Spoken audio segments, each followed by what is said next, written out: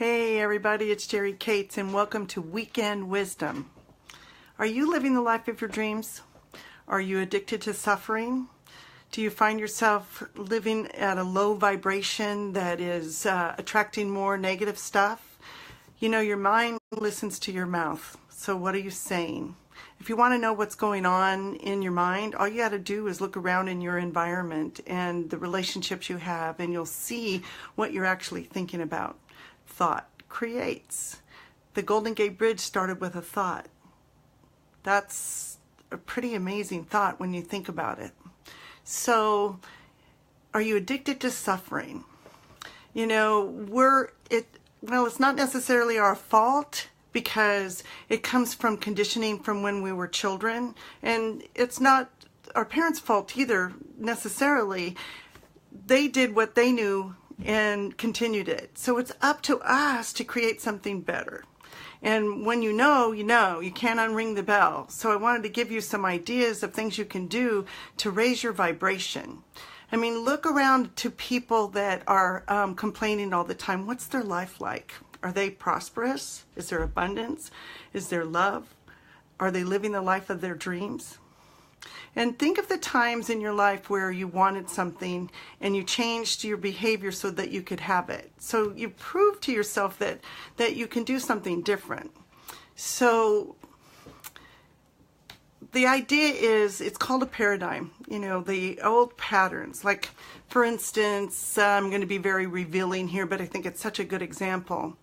There was abuse in my childhood, and this person was very difficult to please. So I got really good at pleasing all the people around me, and it conditioned me for codependency. If you can see how that people pleaser, putting other people first. And man, have I been working on this one for a long time, and I think I got it handled, and then something else comes up. So I know about it, and I'm doing things to heal it, and I've come a long way. But what patterns have I had in my life in relationships where I was the one holding the bag? Because I set it up. And when I take responsibility for it and then look for ways to reprogram my subconscious mind, then I can start to have some success and a happier life. And some of the ways, well, let's talk a little bit about the conscious mind. So it thinks, it reasons, free will lies here in subconscious mind. It decides relationships, money relationships, how you look at everything in your life. And it can accept or reject any idea.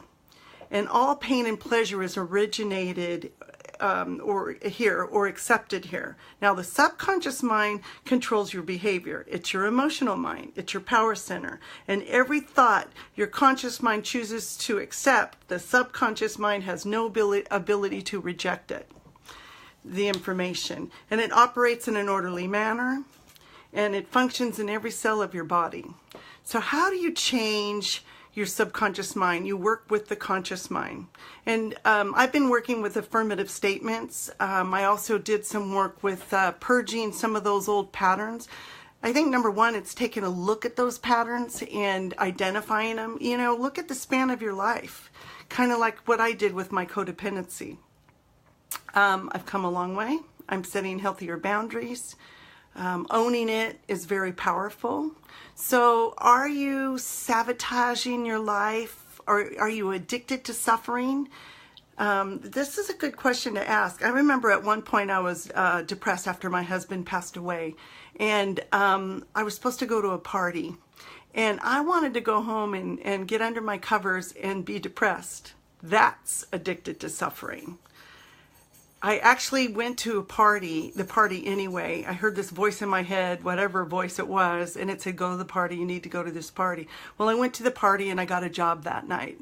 But I remember thinking how depressed I was and how I wanted to just go home and suffer. So it's a choice.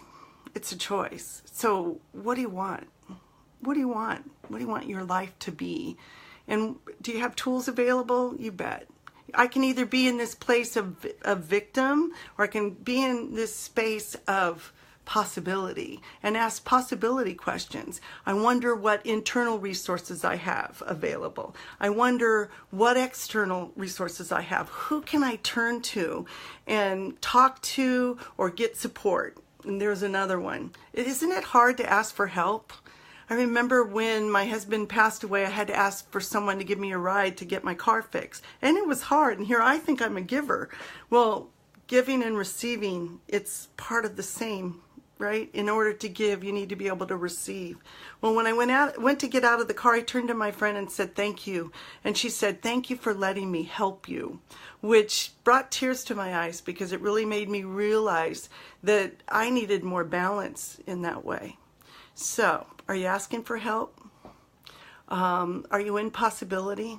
You know, in that moment when something happens, you can either decide to react the way you've done in the past or take a breath and do something different and start conditioning your mind to do something different. So I'm going to start doing these weekend wisdoms. I see there's lots of people here. Thank you so much.